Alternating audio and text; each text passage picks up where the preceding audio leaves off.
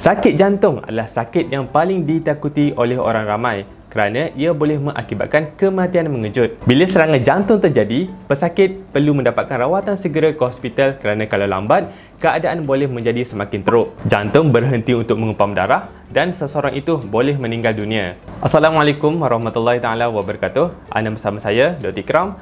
Pada video kali ini, saya akan jawab 5 soalan yang biasa orang tanya berkenaan sakit jantung atau yang lebih tepat iaitu penyakit jantung koroneri.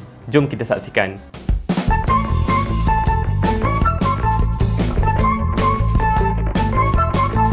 Apakah sebenarnya penyakit jantung koroneri? Jantung adalah satu organ. Ia berfungsi untuk mengepam darah keluar dan menerima darah dari seluruh badan masuk ke dalam jantung. Bila jantung ini mengepam darah, ia akan bawa oksigen dan nutrien sekali ke seluruh badan. Jadi, jom kita tengok struktur jantung terlebih dahulu. Kalau kita boleh lihat, di sekeliling jantung kita ini adanya salur darah untuk supply oksigen dan nutrien bagi jantung. Ini membolehkan jantung itu berfungsi dan adanya tenaga untuk mengepam darah keluar. Salur darah di sekeliling jantung inilah yang kita namakan sebagai koroneri. Arteri koroneri ini boleh menjadi sempit dan juga tersumbat disebabkan kerosakan ataupun kolesterol berkumpul di salur darah. Bila arteri koroneri ini tersumbat, maka serangan jantung boleh terjadi. Apakah gejala sakit jantung? Serangan sakit jantung ini boleh dibahagikan kepada dua gejala utama iaitu sama ada yang tipikal sakit jantung ataupun sakit jantung yang tidak tipikal. Jadi jika gejala sakit jantung yang tipikal iaitu sakit dada itu terasa seperti menekan. Sakit itu akan timbul ataupun makin teruk bila seseorang itu lakukan aktiviti tertentu dan sakit itu akan berkurang apabila seseorang itu rehat. Sakit dada ini boleh merebak ke bahagian rahang, leher dan juga di lengan belah kiri. Sakit itu mungkin bersekali dengan rasanya berdebar, rasa sesak nafas, rasa loya, peluh dingin ataupun rasa nak pengsan. Itu adalah antara gejala tipikal untuk sakit jantung.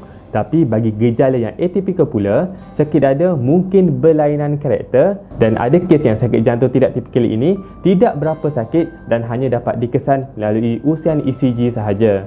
Faktor penyebab sakit jantung. Faktor bagi serangan sakit jantung kita boleh bagi kepada dua faktor utama. Yang pertamanya iaitu faktor yang boleh ubah dan yang kedua iaitu faktor yang tidak boleh ubah. Bila bercakap mengenai faktor boleh ubah, ianya berkaitan satunya merokok, yang kedua iaitu obesiti. Kalau nak tahu, di Malaysia ini mempunyai paling ramai orang obes di Asia Tenggara. Hampir separuh rakyat Malaysia adalah lebih berat badan. Antara faktor boleh ubah seterusnya iaitu satunya kurang bersenam, yang keempat iaitu tekanan darah tinggi, kolesterol yang tinggi, kencing manis. Jadi faktor ini semua boleh diubah dan ia akan mengurangkan risiko untuk menjadi serangan jantung. Berkenaan faktor tidak boleh ubah pula iaitu seperti satunya umur, sejarah sakit jantung di dalam keluarga, jantina. Kalau ikutkan, lelaki adalah lebih berisiko untuk mendapat serangan jantung berbanding perempuan dan juga faktor genetik. Jadi, bagi langkah mencegah sakit jantung, kita boleh lihat kembali kepada faktor boleh ubah tadi. Contoh saya ambil seperti seseorang yang ada penyakit tertentu, contohnya kencing manis, darah tinggi dan juga kolesterol. Mereka perlu makan ubat dan mengamalkan gaya hidup yang sihat supaya keadaan tersebut terkawal dan akan rendahkan risiko serangan jantung. Bagaimana cara kita nak mengesan penyakit jantung koroneri? Antara siasatan yang boleh dilakukan ialah yang pertamanya iaitu ECG, iaitu elektrokardiogram. Iaitu satu jenis siasatan di mana wayar dipasang di beberapa bahagian tubuh badan dan keadaan elektrik jantung itu akan direkod. Ianya sangat signifikan untuk mendiagnos penyakit jantung. Yang kedua, antara tes yang boleh dilakukan ialah X-ray dada. Kita nak tengok saiz jantung pesakit. Yang ketiga iaitu exercise stress test.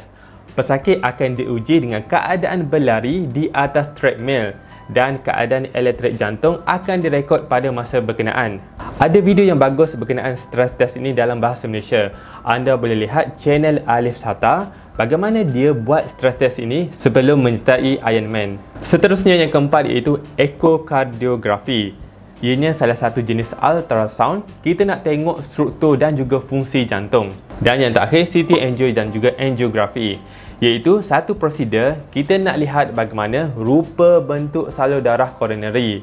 Sama ada sempit itu berapa banyak, berapa percentage, dan kita nak decide rawatan apa yang kita nak guna based on finding tadi. Apakah rawatan bagi penyakit jantung coronary? Ada beberapa rawatan bagi penyakit jantung coronary.